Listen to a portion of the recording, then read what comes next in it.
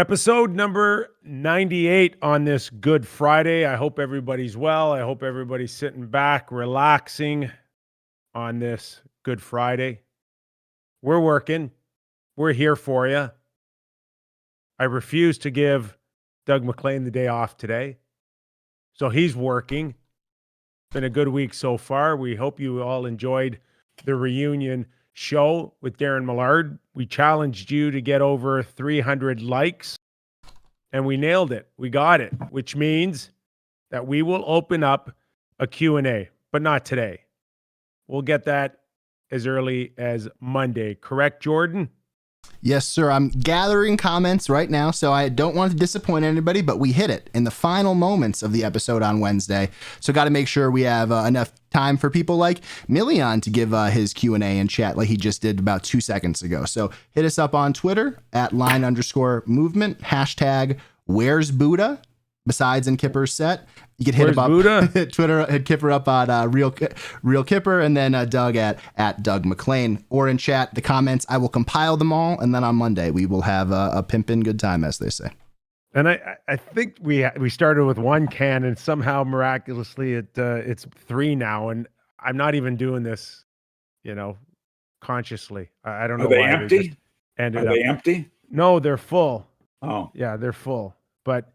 Mine are empty. Mine are empty. So in other words, if mine are empty, send more, maybe. Listening to you probably in the first 10 or 15 minutes, I know one will be empty for sure. How are you? You good? Did you enjoy Wednesday's show with Darren Millard and getting your good buddy back together again? Well, it was typical. He tried to take over hosting 2 or 3 times. And you had to put him in his place because you're the new host. So, I thought it was good, but it's good to have Darren on. Why didn't he tell us when he was on? Why didn't he give us at least one scoop on Vegas that they were going to play with 16 or 17 skaters because they got major cap issues and injuries and suspensions? Well, we're going to get into that. He gave us nothing. We'll get into that and some of the games last night that has led to a lot of questions, Mac, going into this trade deadline. But listening to Darren backpedal a little bit is always fun. You know what? It dawned on me after the show was over is that Darren Millard and Gary Lawless are closer to getting a Stanley Cup ring than me and you right now. I know. Well, according to them, so we'll make that evaluation. We're the hockey guys. They're media guys. We're the hockey guys. Yeah, but usually team media guys do get rings. The only thing is they get rings with fake diamonds in them. I don't think Darren will care. No, he won't care. And he'll wear it like he scored the game-winning goal. He'll wear it like, God rest his soul, Warren Strelo. Remember Warren used to wear all his rings, the gold medal from the U.S. Olympics, and anyway. So, yeah, he will wear it. That was always a kind of a pet peeve of mine, is that where does it stop? When you hand out these rings, because I love them for the players, but when you start hearing that the secretary to the team dentist is wearing one, I'm like, time out. I know it is moved. They have to do 1,000 rings now when teams win the cup. Everybody gets one. We'll get into Vegas's chances of getting Darren Millard and Gary Lawless a Stanley Cup ring. They lost in a shootout to Minnesota last night, but really, Mac, the focus here on this Friday, and who knows where it all ends up, is just focusing a little bit of being under officially 12 days to the trade deadline. We talked last week about the 14-day quarantine ending up at 7 days for Canada, and whether or not that bumps it up in terms of the interest in the movement. But right now, I think nothing's getting bumped up because we still have teams sitting on the fence. And is it now just thinking, let's see where it stands through the weekend, i.e. Nashville, if they turn their winning 7 out of 8 into a 2 or 3 game losing streak, does that now put some of their players back on the hot spot? Well, look, there's a lot of teams affected by that. Nashville's one of them, and you've got to make a decision as to when you're going to be a seller. And we've noticed in the last few weeks some flip-flopping. Nashville were shopping guys a couple of weeks ago. Then they go 7 of 8, as you said. They're back in the race. They think they have a chance to make the playoffs. Here's the interesting thing is Dallas are out of the playoffs. What do? Well, they've got 4 games in hand. They got Sagan eventually coming back. They got Bishop coming back. Some of these markets, Columbus, Nashville, Dallas, even though they're good-sized markets, they cannot, if they can make the playoffs, it's critically important. Number one, your management team don't get fired. Number two, your coaches have less chance of getting fired. And it also affects your corporate partners and your season ticket renewal. So making the playoffs in some of these markets is monumental. And you've got to say, like, this is not an easy discussion to have with your owner that, okay, we got to be sellers here. It was easy for me when I was in Columbus because we were out of the mix. So you tried to save your owner money at the deadline. So what markets would lie into your philosophy and which ones would be excluded in terms of how important is winning right now or getting into the playoffs? Because you'd think with an empty buildings and no revenue coming in, who cares really if you make the playoffs or not? Well, because it's the what happens to your management group, the pressure on them, what happens to your fan base when they can come back, your corporate base, as I talked about. So it doesn't affect financially. Yes. Okay. What it does is there's a major difference between Columbus and Nashville and Toronto and Boston and Montreal and New York.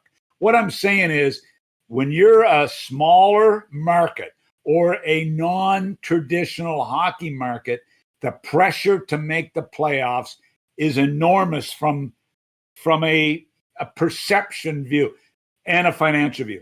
From a Toronto Maple Leaf reign, it's more about the pressure to make them internally. We need to make the playoffs. We need to do some damage at playoff time. So there's a difference, in my opinion, between one market and another. We could put Nashville in there, right? I mean, it's really important for them to make the playoffs this year. So we have Nashville there. Dallas have. St. Louis, Columbus, we have. Definitely. Chicago, I don't have. Well, I would say Chicago because of the original 6, what the Blackhawks have done in recent history. They're more accepting of a rebuild scenario than some of these other markets. In many ways, like the New York Rangers a few years ago with their letter suggesting that we're not going to be like the old New York Rangers that kept buying at the trade deadline and overpaying at unrestricted free agency. So Chicago, we have staying on to that kind of plan. But look what they've done in their last 10 games, Nick. What have they won? 3 of their last 10? Yeah. And they lost a terrible one last night. Oh, lost a point. I mean, with 28 seconds left, they lose a point when they're fighting for their playoff lives. They are fighting for their playoff lives, Mac, but they're not gonna be a team that just out of desperation, like our thumbnail suggested. We don't have Chicago there as one of those teams that looks like they're going to do everything they can to get in. No. I'm hearing Chicago now along with maybe the LA Kings, are two teams that say, we've got rent for space here. Oh, yeah, We'll take on a 100%. contract here. We'll take on a bad contract. Just make sure that we end up with a second or third round pick. That's what I see out of 100%. Chicago. Yeah, I agree 100%. And you've got some other markets that will be comparable. But when you look at and you say, okay, what's the pressure on Stan Bowman versus what's the pressure on Sweeney, Dubas, and Bergevin? Or even the pressure on Jeff Gorton versus Bergevin versus Dubas versus Sweeney. Major difference versus Kevin Adams, who, they're in a full-fledged rebuild for the umpteenth time.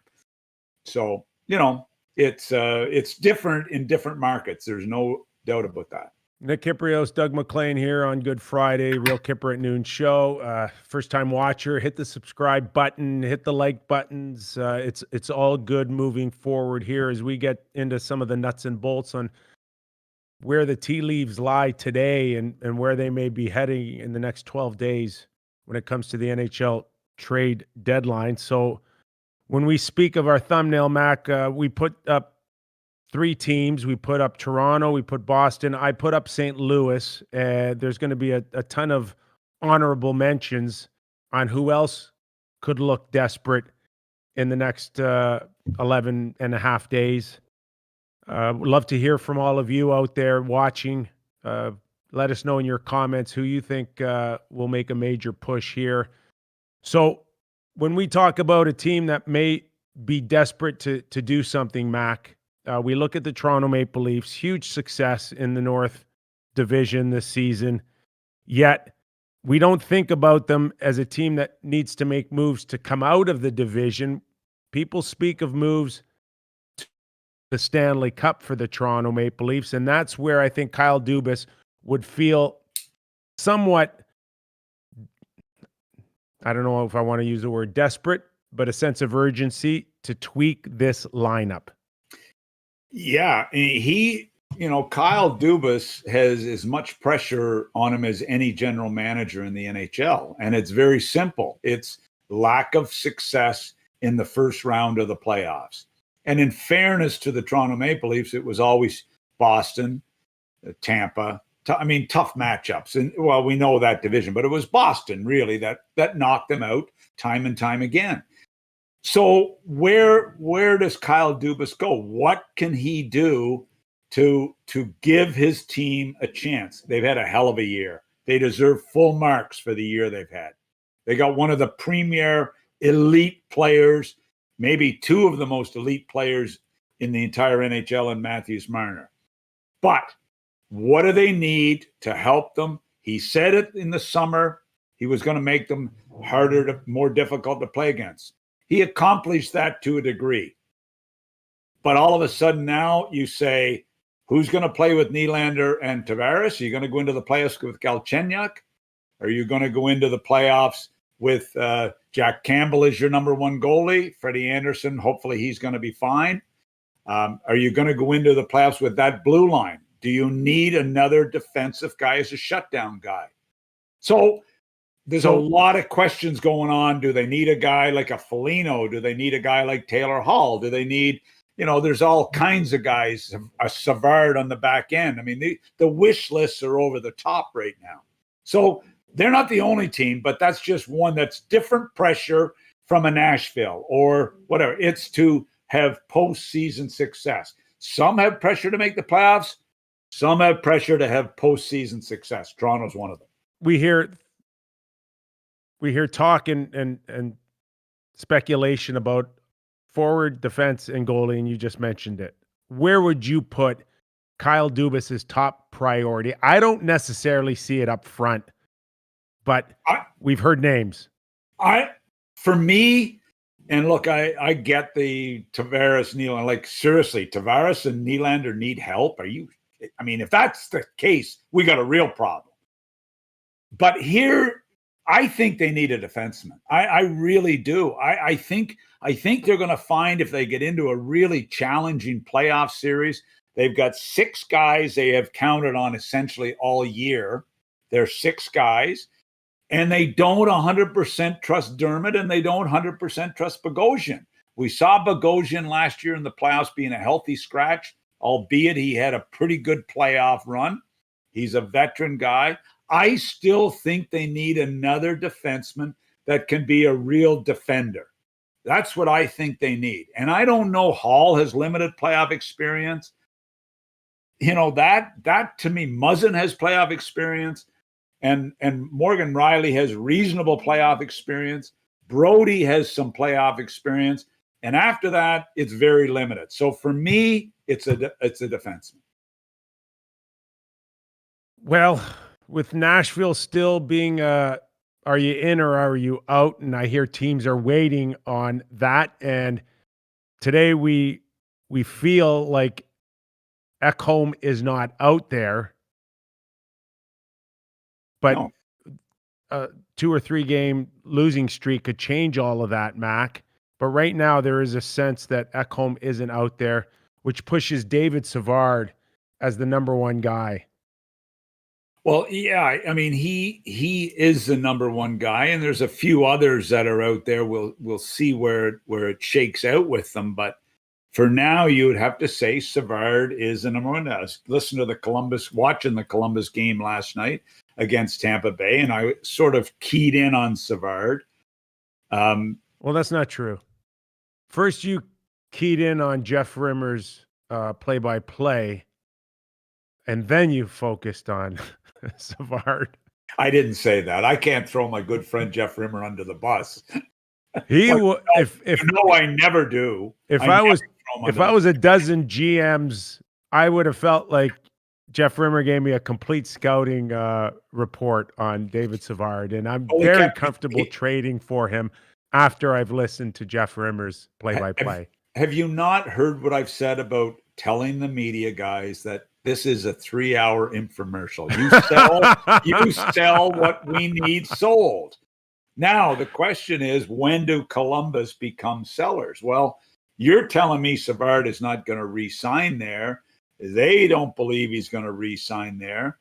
We look at the Winnipeg Jets, we look at the Toronto Maple Leafs, we look at the Montreal Canadiens, and we say somebody, Florida Panthers, somebody is going to take a terrific run at Savard. And Jeff Rimmer helped it last night because he continually raved about how great Savard is playing defensively. And you know what? Blocking shots, he does his thing. He's a big body guy that came in. My guys drafted him. Donnie Boyd is the guy who now scouts for Ottawa, who was my director of scouting, who drafted Savard. And he was drafted as an offensive guy. And he languished in Syracuse till finally there was enough pressure to bring him up, and he's come up and he hasn't gone back. This kid has made himself into one hell of a solid player. How good has he been for Columbus in those playoff series against Toronto, against Tampa, and against Pittsburgh in the last number of years? He's a guy that is reasonable priced, unrestricted. To me, when you look at his dollars, where it fits in, he's a guy that should be at the top of a lot of teams' lists. The word I'm getting, Mac, is that the focus is going to be on Rowinski and Jones re-signing in the next 2 years. That's where the money's going. They certainly couldn't afford to put Savard in a position to make $5 million a year plus 5 if there's other factors involved.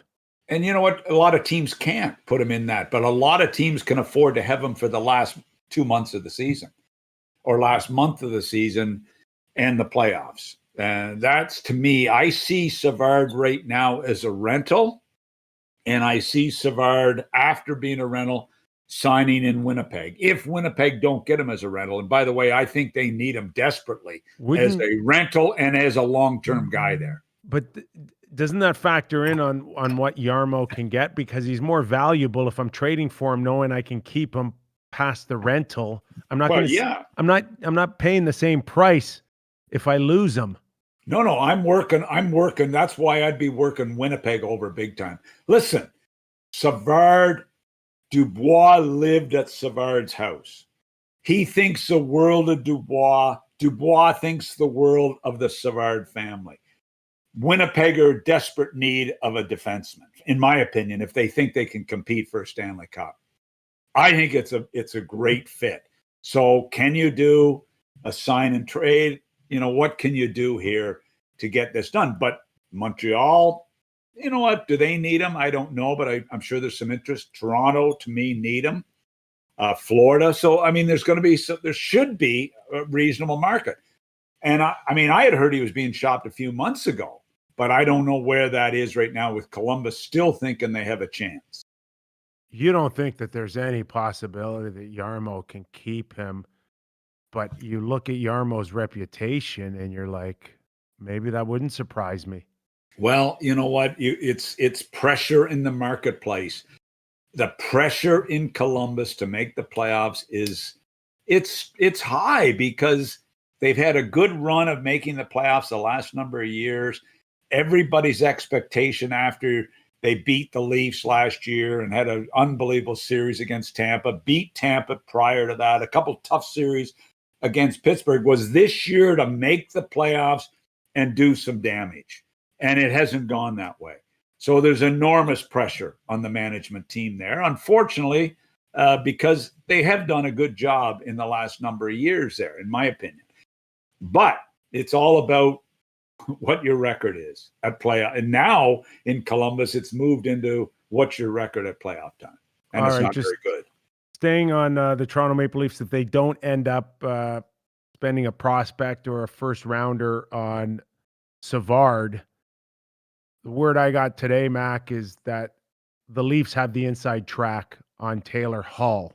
Mm-hmm. And upgrading a top six winger we've heard for the last few months, I wouldn't necessarily be comfortable. And I'm not taking anything away from Galchenyuk. He's actually come in and done a pretty good job. He's not lighting it up, Mac, but he has created some good energy, and maybe that's just because he knows that this could be his last chance and he's on his best behavior. But do you really want to go into the playoffs to try to win a Stanley Cup now with Galchenyuk, riding shotgun with Tavares and Nylander? Or do you feel like Taylor Hall can be an upgrade there? And I only say that because I'm hearing that Taylor Hall in Buffalo, of course, has a no move. He's really holding all the cards here. And while in a perfect world, I think Kevin Adams would love to shop it and get the best price possible.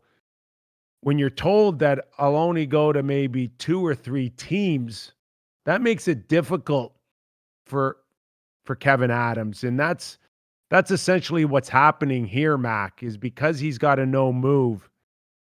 They're really down to what I've been told is 2 or 3 teams that are shopping now for Taylor Hall's services. Well, you know what? I think Taylor Hall's making a huge mistake to put that ultimatum to the Buffalo Sabres. I really do. I mean, I've watched him play quite a bit in the last 2 weeks. This guy can't even make a pass. He can't even receive a pass, let alone get a shot on goal. Taylor Hall has had no playoff success in his career. He's hardly had any, not playoff success, playoff experience. Taylor Hall has got to say, okay, there's 6, 8 teams out there that have a chance to win the Stanley Cup. With the way the Stanley Cup happens, I guess he's got to be a little bit picky so he has a chance. Mac, every player's got a wish list, Mac. I don't blame him at all. If listen, you know what, who wouldn't want to go to Toronto right now and play with Marner, Matthews, Tavares, and Nylander? Sure, you'd want to. That's his wish list. Sure, you'd want to. For is he going to be re-signed in Toronto? Not a snowball's chance he's going to be re-signed in Toronto. But that's not what he's looking for any more than he was looking at re-signing in Buffalo. He was looking to have the great year, and in this instant, maybe the great finish. I hope it's a great finish because it's been pretty bad. Watch it. I mean, look, have you watched him? Yes. Like if I'm the Toronto Maple Leafs, I'm really nervous about what I've watched. And you got to go. I know he's had a good career. This guy's gone from 95 points or something to 18 points in the last few years. Like, seriously. So I mean, I'd like to see him go somewhere and have an unbelievable playoff run. And look, you're right. The chance to, if you're with Tavares and Nylander and you can't score, your career's in jeopardy. Or Marner and Matthews, Mac. He'll get looks with Marner and Matthews as well. Sure he will. So well, yeah, he should. I mean, look, and you know what? Kevin Adams should make them pay a big price. He should make them pay a big price. But this is the chicken and the egg here, Mac. If the guy's got a no move, and he's got a house in Toronto, and who wouldn't want to play with Matthews and Marner and Nylander and Tavares? Mm-hmm. If you're Kevin Adams, you're scared as hell that you may end up keeping him and looking really bad in the process. No, he's they've got to move him. Kevin knows that, I'm sure. Kevin Adams knows he's got to move him. Dubas knows it. Right. Exactly. Dubas and if he's at the top of the list for Toronto, as everybody indicates, but Nick, I don't have to overpay. Typically, anytime you move a player, you only have 2, 3 or so suitors when you're in a trade. You don't have 15 guys looking for the trade. It's like Savard. How many guys really are shopping for Savard? 3 or 4 teams? That's what I think. I don't think there's 10 or 15 teams. No. So if Kevin has 2 or 3, then you max it out. You make them pay the biggest price and you play one off the other till you get there. If he only has 1, then I agree with you. Okay, last word on the Leafs. Hey, Hall can't just say, I only want 1 team. No, I'm not suggesting that. No, he can't do that because if it falters, he's stuck. Yeah, he goes nowhere. I would not be sitting here, and I don't think, Taylor Hall's, dumb enough to say I'll only go to Toronto. No, but he can't. You don't also want to say that I'll go to 5 or 6 different teams either. No, because that's you right. you want to try to get this in your best interest. And right now, I would think if there are 2 or 3 teams, the vision could be playing with a Matthews, Tavares, or a Draisaitl, or a McDavid. But here's the thing. As long as the GM has the 3 teams, then he can work it. He can work it to a degree. It's not easy, but at least he can work it because Dubas knows there's a couple other suitors, and that's only being fair to Kevin Adams. The guy that gave Farish and Hall $8 million because there wasn't a whole lot out there should be fair to Kevin Adams in this deal. They should be. Now, are they going to be? I don't know. Yeah, I would think that. I would hope so. Again, you got to also factor in, Mac, that we are a little over a week and a half away here. Sure. And maybe it's a wish list right now for Taylor Hall, but maybe there could be a few more suitors 48 hours out. Oh no, you got to max it here. So it'll be. Look, is he the guy? Is he what they need to get them over the top? I guess it's pretty sad that Tavares at 11 million needs somebody to help him get through this. He should be a line driver. I know, a guy that Mac, needs help. The points aren't coming to Tavares like they did a few years ago, and we talked about his foot speed, and it was only going to slow down for him. And I don't know if that's the difference right now, is the pace of play or the fact that he's focused a lot more defensively, which probably costs him another foot or 2 to get to the net. I have no idea, but it's been a struggle. 5-on-5 has been a struggle for their $11 million a year. No, I know.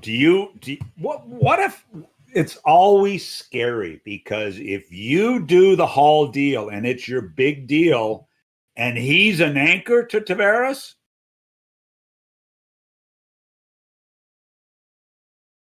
one more on the Leafs, Mac. Okay. You didn't like that one, did you? Well, it's a legitimate question. Yeah, it is. It is. It's and what has gone on with Taylor Hall, and some have suggested to me he's missing the extra step now. And he's battled some injuries. Yeah. And is he a guy now that's missing that step that we saw in his MVP season or at times with the Edmonton Oilers? But you know what? The struggle, there was a struggle in Arizona and there's a struggle in Buffalo. But here, Nick, and you know it better than I do. I don't know how many, when a player's head is messed up, when his confidence is shattered, when his head is messed up, guys can't play.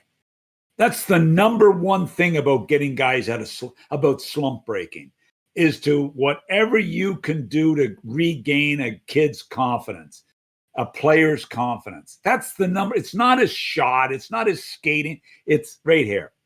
And maybe going with that opportunity automatically. Do you know how much time you spend in the NHL, whether you're a GM or a coach, on trying to rebuild guys' confidence? It's a monumental part of the job, in my opinion, and in my experience. The only way you do that is knowing your room is strong enough to float that boat. And that, I agree. I look at Toronto right now, and if Taylor Hall would want anything to rejuvenate his career, it would be the guys in that room that could put the puck in the net. I agree. So and that's the wish list. But is it not the same in Boston with Bergevin and Marchand and Pasternak and some of these people? Like a guy like Krejci, who's a disher. Is it not like that in Boston? Is it not like that in maybe, I don't know, wherever else that there's a contending team that needs a winger to help them get over the top? I know one thing, if I'm Kevin Adams, that's what I'm floating. But it comes back to the list. It comes back to this no movement thing, which is such a shit show. Well, I would think a guy like Matthew Barzal would excite him too, Mac, based on what we saw again last night. And listen, you're right. You hit the hell, because the Islanders are looking for a big-time player. And, oh, my God, Nick, watching this kid last night, how many goals have we seen by this kid? Like, it's great listening to Butch Goring try to explain, or the commentators, like, behind the net, 200 feet, beats 5 guys and scores an amazing goal. I mean, look, he's anyway, go ahead. You're going to talk about him. Well, I think under a rental, Mac, knowing that Anders Lee is done for the year, it does make a lot of sense for Lou Lamoriello. Yeah, I mean, I agree. I mean, look, you got Palmieri out there, who Lou has a history with, who's a dependable 200-foot guy that can also chip in offensively. You got Hall out there. Hoffman is a name that we're starting to hear more of right now that didn't work out. It didn't work out for him in St. Louis. Well, we're going to get. We'll touch on St. Louis and the West as well. The other team, Mac, that I've probably got at the top of my list for being desperate at this deadline more than any other team, the Boston Bruins. They need almost a top 6 forward, and they still have yet to replace Krug and Chara on the back end. They're playing the kid in goal right now. They're playing a bunch of kids. Frederick has fit in okay.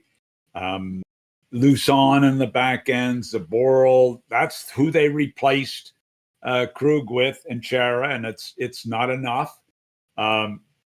There's too much. I'm like, when you're a coach and you've got to play your best player, Bergeron, your best centerman, head-to-head against the other team's best player, you got a problem as a coach. Because you got to have flexibility. You've got to have at least 3 guys, 3 centermen you can put head-to-head. And if you're not 3, you've got to have at least 2. I remember, and I hate to bore people with my coaching, but when I was coaching against Lindros and Yager and Lemieux in the playoffs, I had Robbie Niedermeyer, who could go head-to-head with Lemieux. He could go head-to-head with Lindros. He could go head-to-head with whoever. And I had Brian Scrudelin, who could come after him and also go head-to-head. So I had the luxury of two guys because they were so good defensively and they knew how to play the game. And they knew how to defend against big body, big, strong guys. And if you don't have that luxury of two guys to go head-to-head, you got a major problem. Bergeron, as good and great as he is, you don't want him going head-to-head every shift with Crosby and Malkin. You got to have, and Krejci's not the guy. He's not the guy at this stage in his career. So they need some help. And we've been talking about a winger for them for how long? They tried to get Nash when he was late in his career, and he was injured. He was banged up, a concussion, and wasn't able to get it done. They bring in Craig Smith. They think he's going to be a 30-goal scorer. He's a 15-goal scorer. I mean, they are in desperate need of somebody on the wing. So bad. Why is Jake DeBrusk fallen so out of favor there? Why do I keep hearing that they're shopping him? Mac, is Jake now to the point where you stare at anybody long enough, you're going to find some warts somewhere? You know what? I look at Jake DeBrusk and I say, okay, I like what he brings to the table. And I've seen him score some big goals at the playoff time. Some guys, same as Corrali. The regular season, they're not the big scorer, but they find a way to score big goals and make big plays and contribute at playoff time. Got to have something in the. I think Cassidy. I'm not sure what's going on there, but you can't. The one thing you can't do as a coach is get to hate players. When you get to hate players, and I don't mean hate as in the word of hating the person, but hating the way they play, you box yourself in because you don't have the luxury of just going and getting umpteen players. And I think they box themselves in. They don't like Jake defensively. I guess Corrali must bother them a little bit because he doesn't score a lot. But I know one thing: he can play against any centerman in the league. I watch him go head-to-head with McDavid. I watch him go head-to-head with Matthews. So you've got to take a guy for what he is. I think there's some issues there from a leadership perspective, and I mean a coaching perspective. They gotta figure it out. I do hear today that they probably are. They've got the edge on perhaps a Connor Garland out of Arizona. They seem to have their focus on there. I think the issue there too, a little bit, Mac, is over the years, their cupboards in terms of prospects aren't great. They've got prospects like everybody else, but when you talk about maybe some that are untouchables, I'm not sure they have any of those. But they got some good young players, and they've got Studnicka, who's a Kitchener kid who I've watched play a little bit this year. He's a good player. Frederick, they don't want to move Frederick. He's a winger. He's tough. He can battle. He can score. They don't want to move. I can't believe they'd want to move him. But you're right. There's people there they can move. Connor Garland. I mean, look, I knew of him in Moncton. When he played there, he was always a big scorer. There was always a lot of questions about his character, his attitude seemed to be in the forefront when he was in Moncton. He shocked a lot of people as a 6th or 7th round pick or whatever that has come in and scored. Is he a guy? I mean, Krejci is a disher. If you got a Garland with a Krejci, you got a Hall with a Krejci, there's a chance they can find some magic. But is Connor Garland going to help you win the Stanley Cup or help you advance? Maybe. I like him, Mac. Yeah, I don't mind him. I'm not in love with him. I'm not in love with him. I'll just tell you that. Well, I'm not in love with him. Not to beat up David Savard, but there's another guy that they could certainly use.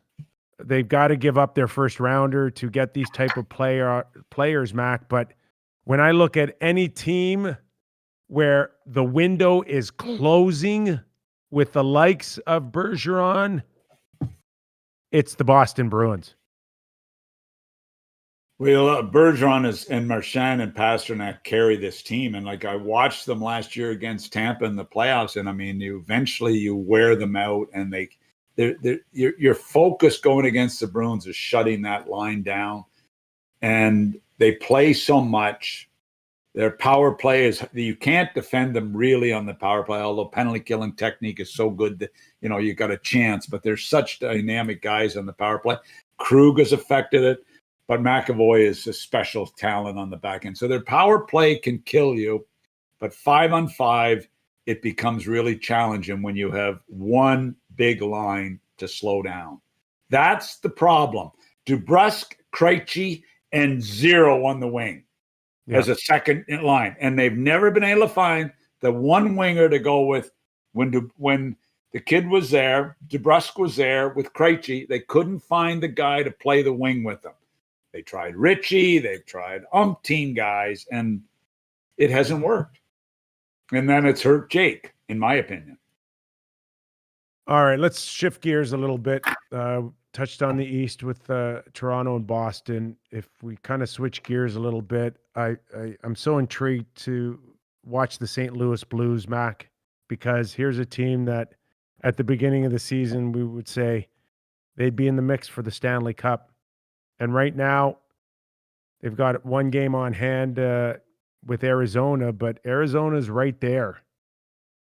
And maybe that factors into what Armstrong, general manager of Arizona, is thinking moving forward. But the sense is still... How does he move Garland?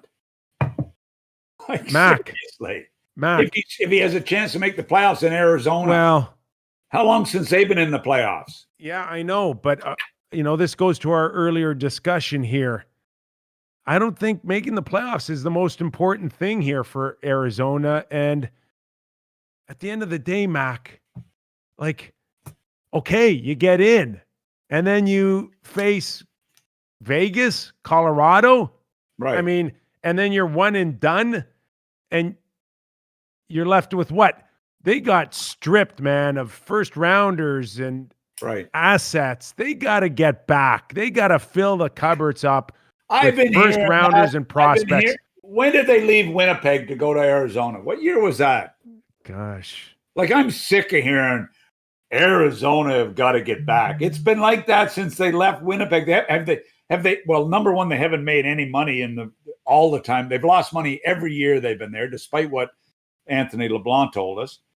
I mean, come on. I mean, they've been rebuilding for 15 years. And they're going to be rebuilding for 16 because they're going nowhere fast, even if they make the playoffs. So go get your first rounder for Garland. Yeah. That's why. Well, if you can get that, then good on them. What's he got for term left? Oh, he's up arbitration. He's up. He's got arb rights. He's got arb rights. So yeah. I don't know what that puts you into. 3.5, 4, 4.5, but it's still cheap. If this guy's a legitimate 25 or 30 goal scorer, even if he gets 5 next year, that's a pretty good going rate for a 30 goal scorer. Yeah. Is he a 30 goal scorer? I don't have him as a 30 goal scorer, but if he's playing with the right people, he might be. Some teams have him there. Yeah. Yeah. Well, people, I get clouded because of watching him in Moncton. So, and he was damn good. But something bothered me about him. I don't know what it was.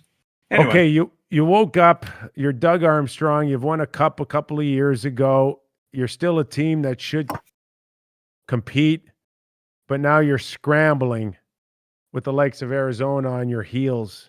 What are you waking up now and saying, I got to do something here?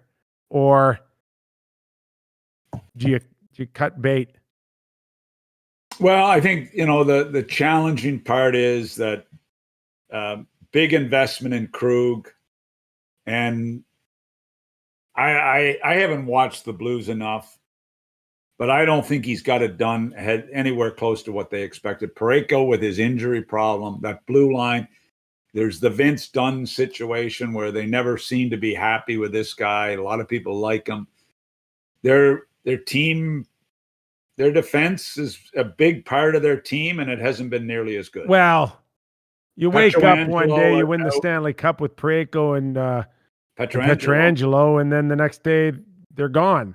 Exactly. It's not easy. And the Army's done a solid job there. And to me, do you panic? You've got your cup. You still have a good hockey team. The problem is when you're that close, you've got to try to win. That's the problem. And it's not a problem. It's a luxury every GM in the league would love to have. I've got to try to make my team competitive because they could go against Vegas and they could go against Colorado and they could go against whoever and they could win. They could win a series. If Parayko's healthy and Krug plays to his potential and a few things work out for them, they could challenge. If Bennington gets on a roll, I mean, they're not that far off. I know they haven't had a good year, but they're not that far off from a playoff type team. Trading chips for Doug Armstrong include Jaden Schwartz. Yeah. And there's another potential top 6 guy that many teams, I think, could use. Yeah, for sure. Good player. There's Bozak, UFA as well. Mike Hoffman has been somewhat of a disaster in St. Louis, and Craig Berube really has no time for him. So you got to assume that someone's going to want to take a shot at this guy to add some depth, probably not a last minute type of deal, but Mac, he can still shoot the puck, this guy. This guy scored, didn't he get 30 last year in Florida? I think he's a legit 30 guy. Isn't he a guy, if you're really looking and you don't want to pay the huge price, is that not a good gamble to put him with a good player and a disher that has a chance to finish? Like, to me, and he's fighting for his survival, Hoffman. He's got to go somewhere and play his ass off. I mean, it's a little bit of a Taylor Hall scenario, although Hall has the big reputation and, the first overall pick, and Hoffman's reputation is not quite there. That's for damn sure after the debacle in Ottawa, and fairly or unfairly, and I keep hearing it was unfairly. So he's a guy that you've got to look at, even with his bad year. On the back end, I know that you mentioned Vince Dunn, and there's been some challenges there. What you spoke to earlier, a guy that's lost his confidence and how hard it is to get it back. This guy was almost like the next, star for St. Louis, Mac, when we were talking about a St. Louis Blues Stanley Cup run. And now, I don't know what's happened here, but he's out of the good books there. But yeah, has been for a year, hasn't he? Yeah. Now, in saying that, if St. Louis is in the sell mode, I hear Scandella. They'd rather unload Scandella's contract at $3.275, I think, for the next 3 years, than they would even Vince Dunn right now. And I don't blame them for that. I mean, Scandella, this is half the battle for the GMs. And it's funny, I talked to a president of hockey ops recently, and he said, Doug, being a general manager is a friggin' nightmare because you've got player personnel, which is all we used to deal with. And now you've got player personnel, cap management, which is over the top. And, it's almost like the importance of getting rid of money has gone to a whole nother level. It is unreal. And that makes sense for St. Louis to move this guy. They can afford to move him, but Parayko being injured all year has been a bit of a challenge there. St. Louis, I think. What's that? Well, they've got, Falks there. I mean, they're pretty, in Parayko, when they've got those two guys, they're pretty, and Krug, that's a pretty solid blue line, and Dunn. I don't know that you need the other guy. I think they got a handful of Colorado and Vegas games still coming up, St. Louis too, Max. So that's frightening. It may help Doug Armstrong in his decision on where to move forward here. Yeah. Let's touch a little bit, Mac, about a goaltending market, which I don't know how strong it is from here on in, but we did talk about the Toronto Maple Leafs. But there's no question right now that a team like Colorado can't be feeling too confident with just Grubauer out there, and we know that they traded for goaltender with Buffalo a week and a half ago, but that can't be their answer. I really believe that they love Grubauer, and Francouz, if I pronounced it correctly, is out and not skating. I really believe that they feel that Grubauer, Francouz, and Johansson is their goaltender going into the playoffs. I believe that. I don't think they're in the market. I may be 100% wrong, but I think they think that's their goaltending. Francouz is a veteran European goaltender, world championship goaltender who people like, but he sure as hell looked bad against Dallas last year. Like god awful bad, but people like him. If you're right, then I think Joe Sakic is nuts. Nuts. So after you got burned last year, you're gonna go into the playoffs with no backup, legitimate backup. Well, they Hudobin beat them. Hudobin beat them last year. A backup who had an unbelievable run beat them. Francouz had surgery a month and a half ago, 2 months ago. He's not skating. He's done, Mac. Yeah. And even if he can come back, he's still done.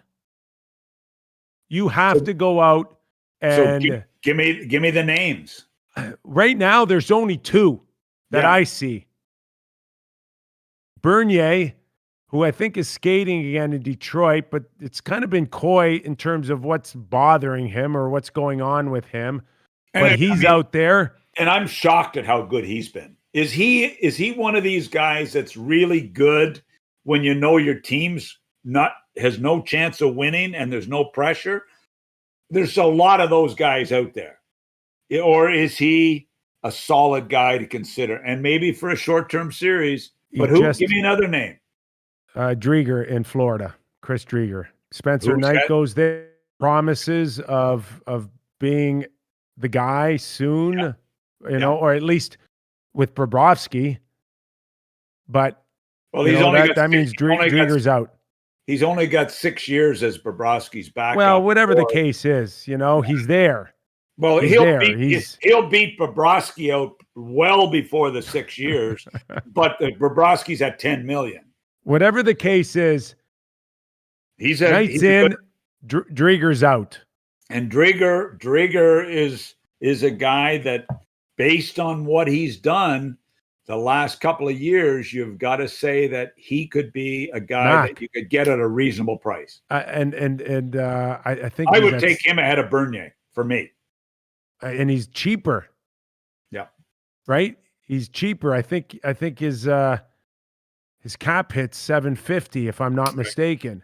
Right, which is, playoffs it doesn't matter, but it's I just think for now, even to take him right now. Right. And he's a guy that is a potential to re-sign on a fair deal. Bernier has been very, very good. Very good. I mean, he short term. They're two reasonable guys to consider. And if Joe and them lose out and it's goaltending, they're going to take some serious heat. You're right. Because after that, I don't know if there's one team to maybe roll the dice with their goaltending, it might be Washington. I know people are sitting there going, "What about the Capitals? What about the Capitals?" But Samsonov, they love. Yeah. And the kid, has been okay. So I haven't watched the kid enough. I've watched him play maybe 2 or 3 games, and he's been good and he's been average. But I know they like him. Well, until we find out, I guess we should know a little bit more throughout this weekend, right? On where it's heading, and maybe the picture gets a little clearer. We've given some general managers some good information here that they can take now and go and try to do some deals. Well, we've got a lot of teams floating right now. That's the problem here, and I'm not even sure Vancouver, as the number I heard was 9 members, Mac, with COVID, and Wow. that could go up today when they get some more results. And Wow. they're not even sure if they're going to play next week, but Yeah. you know, they're kind of caught. Calgary, Mac, like how much pressure is on Tree Living right now and he's already made significant moves here, but there's another team that we could have easily put. Are they desperate or are they not desperate? What are they? Do they ever contemplate a Johnny Gaudreau move at the deadline? Or No. to me, that's an off-season. There's no off-season decision. And if you are, it's okay. Even the Flyers are no different than Calgary right now, where you're looking and going, we've underachieved immensely here, and is there anything salvageable? Anything can be saved at all? It's not going to be, Well, you give me your headache, I'll take yours. just a minute. You'll Calgary, take mine. I didn't have Calgary has underachieved. That's according to you, because you had them basically winning the Canadian division. I didn't have them making the playoffs, if you recall. And you had, I had Vancouver making the playoffs ahead of Calgary. So we're both Yeah. out to lunch.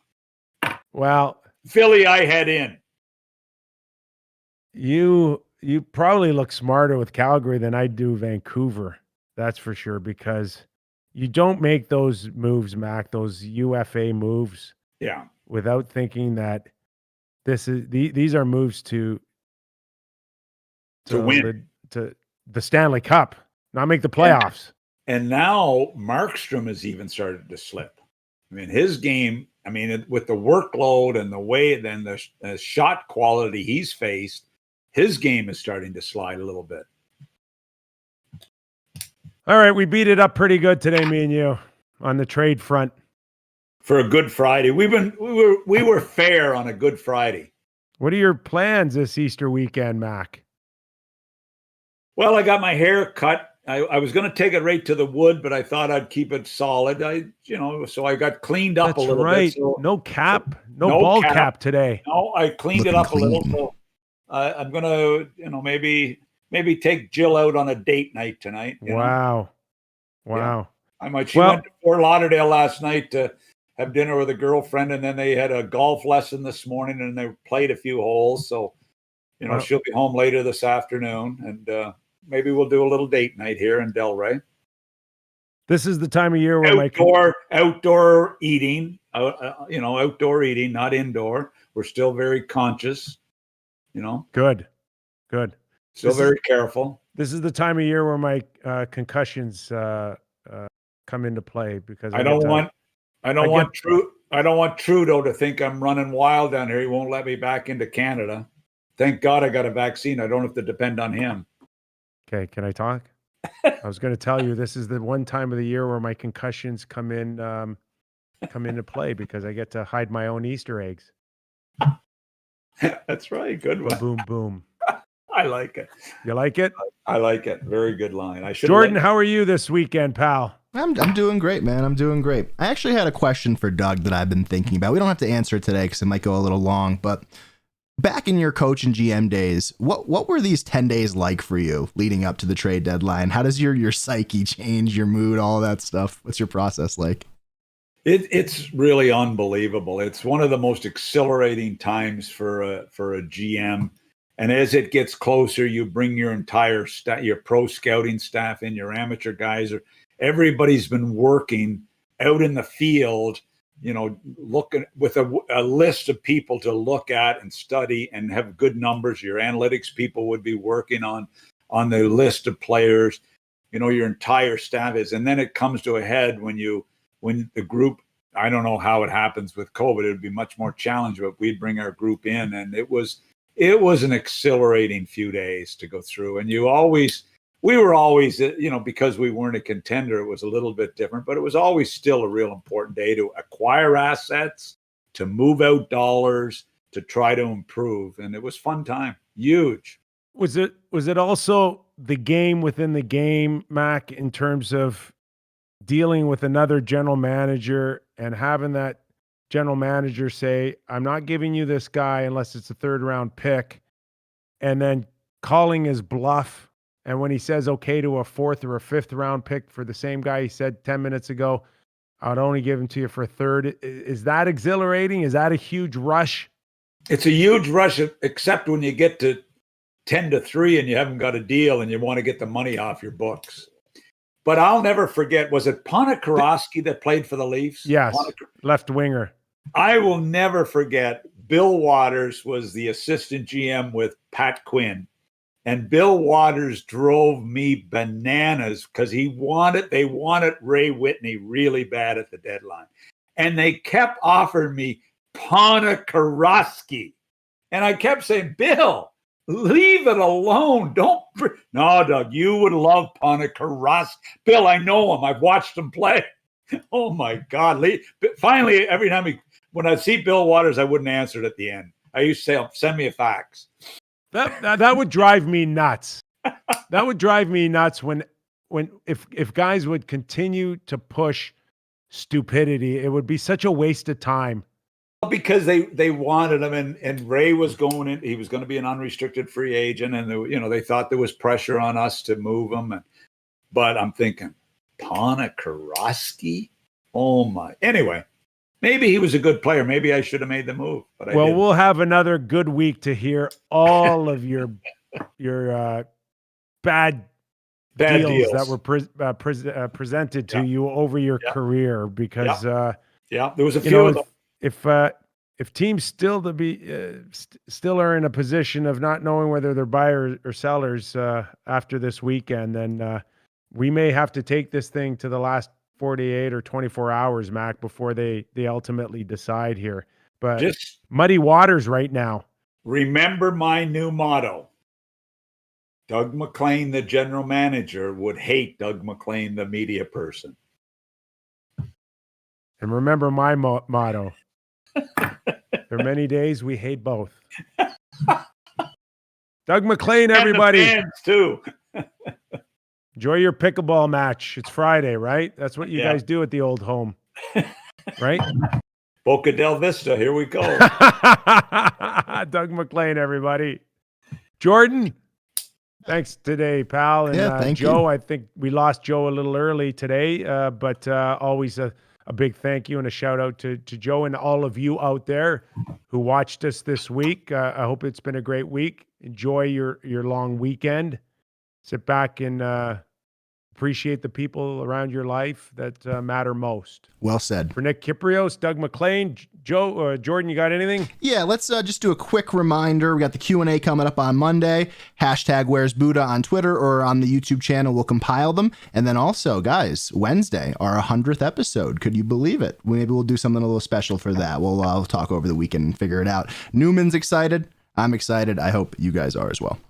All right. For Joe, Doug Maclean, myself, Real Kyper at noon. Thanks for joining. First time watcher, subscribe. Hit that like button one last time. We'll see you Monday.